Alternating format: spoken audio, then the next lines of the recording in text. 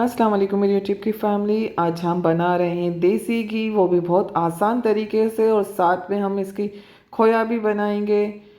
तो जो बहनें आसानी चाहती हैं इनके लिए बहुत आसान रेसिपी है। ना आपको दही जमाने की ज़रूरत है, ना ही नमक डालने की ज़रूरत है।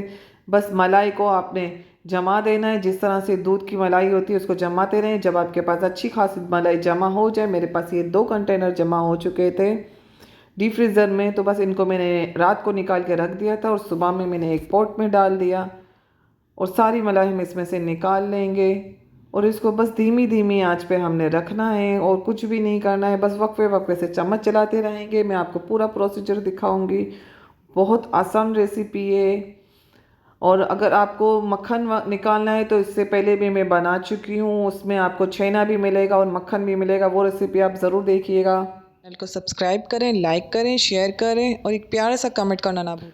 और ये रेसिपी उन बहनों के लिए जो ज़्यादा मेहनत नहीं करना चाहती है। यहाँ पर मैंने चूल्हे की फ्लेम को ऑन कर दिया है और अब हम इसको आंच को बिल्कुल स्लो कर देंगे। और यहाँ पर थोड़ी सी जमी हुई है तो मैं इसको चम्मच से पूरी तोड़ लूँगी और धीमी आंच, बिल्कुल धीमी आंच कर देंगे और वक्फे वक्फे से हम चलाते रहेंगे। देखें ये मलाई मेल्ट होना शुरू हो चुकी है आहिस्ता आहिस्ता। और यहाँ पर लगभग आधा घंटा हो चुका है। आप देखें इस स्टेज पर आ चुकी है। आप यहाँ देखेंगे तो हल्का हल्का सा घी निकलना शुरू हो चुका है। बस आपको वक्फे वक्फे से चम्मच चलाते रहना है आपने, और कुछ भी नहीं करना है। नॉन स्टिक के पैन में बनाएंगे तो इसका पतीला ज़्यादा आपका ख़राब नहीं होगा। और देखें ये इस स्टेज पर अब आ चुकी है हमारी। जो बहनें आसानी चाहती है कि बस हमें कुछ भी ना करना पड़े और दही या घी हमारा देसी घी निकल जाए, तो आप इस तरह से बना लीजिएगा।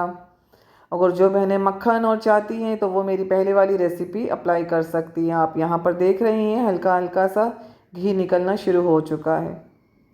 अब यहाँ पर तकरीबन ये पौना घंटा हो चुका था। इसके बाद देखिएगा ये शुरू में टाइम लेता है, फिर आखिर में स्पीड में निकलना शुरू हो जाता है घी। अब यहाँ पर देख रहे हैं आप आहिस्ता आहिस्ता घी निकलने का प्रोसीजर शुरू हो चुका है।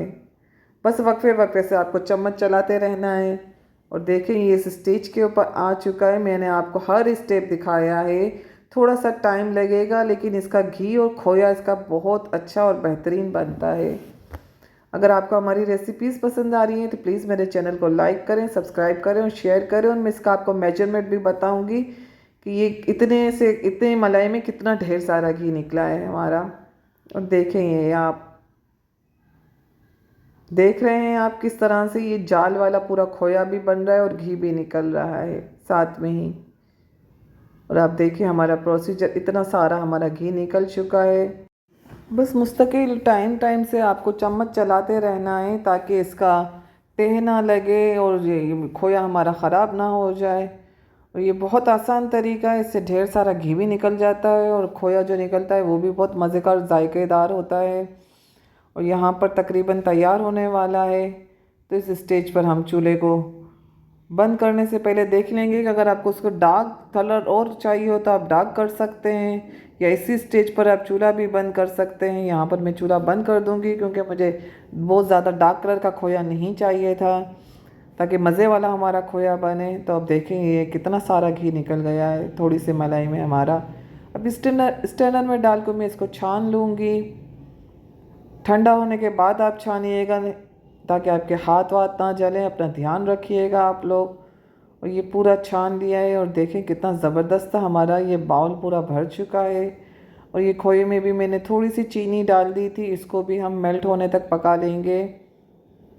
और ये जायकेदार खोया भी हमारा दूध वाला खोया अंदरूनी सिंध में और ये मिलता है, बहुत ज़्यादा जायके वाला होता है। उसको भी आप एक थाल में डाल के इस तरह से टुकड़ियाँ काट लीजिएगा और जिस कंटेनर में आपने रखना हो इसमें आप छान कर डाल दीजिएगा और फ्रीज़र कर दीजिएगा। बहुत लंबा अरसा चल जाता है।